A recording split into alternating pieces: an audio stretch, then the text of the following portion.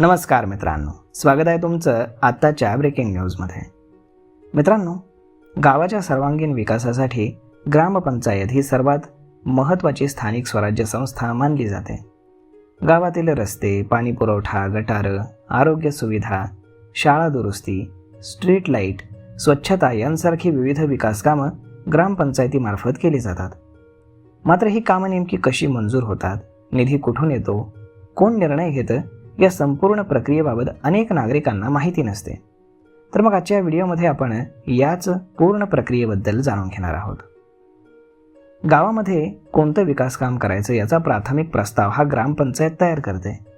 यामध्ये रस्ता बांधकाम, पाणी पुरवठा योजना, शाळा दुरुस्ती, सार्वजनिक शौचालय, गटार, स्ट्रीट लाईट किंवा इतर मूलभूत सुविधांचा समावेश असू शकतो।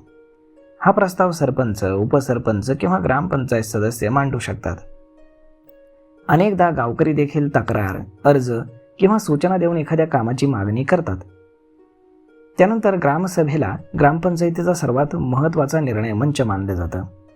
कोणतंही विकास काम ग्रामसभेच्या मंजुरीशिवाय सुरू होत नाही। ग्रामसभेमध्ये संबंधित प्रस्ताव हा मांडला जातो आणि त्यावर चर्चा होते। त्यानंतर बहुमताने हा ठराव मंजूर केला जातो। गावाच्या प्राधान्यानुसार कोणती कामं आधी करायची हे देखील ग्रामसभेमध्ये ठरवलं जातं। त्यानंतर काम मंजूर झाल्यावरती त्या कामासाठी किती खर्च येणार आहे याचा अंदाजपत्रक तयार केलं जातं। हे काम ग्रामसेवक किंवा तांत्रिक सहाय्यक यांच्या मदतीने केलं जातं। मोठ्या कामांसाठी अभियंते प्रत्यक्ष पाहणी करून खर्चाचा तपशील तयार करतात। तर मग आता निधी कुठून येतो? तर ग्रामपंचायतीच्या विकास कामांसाठी विविध योजनांमधून निधी उपलब्ध केला जातो। यामध्ये 15वा वित्त आयोग निधी, ग्रामनिधी, जिल्हा परिषद निधी, ग्रामपंचायत समिती निधी, आमदार खासदार निधी, मनरेगा योजना आणि इतर शासकीय योजना।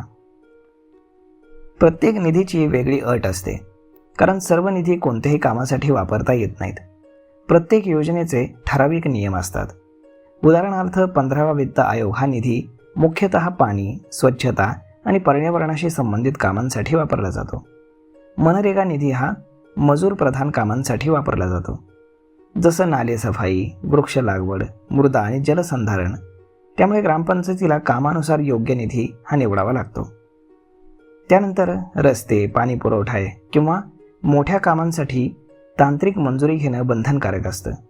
ही मंजुरी ग्रामविकास विभागाचे अभियंते किंवा पंचायत समितीचे गट विकास अधिकारी म्हणजेच BDO घेतात।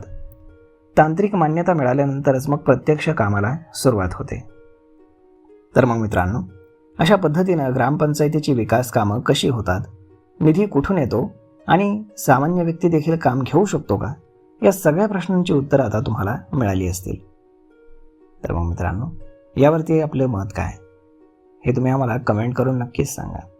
आणि जर हा व्हिडिओ तुम्हाला आवडला असेल तर आपल्या जवळच्या मित्रमंडळींसोबत देखील हा व्हिडिओ तुम्ही शेअर करायला विसरू नका। धन्यवाद।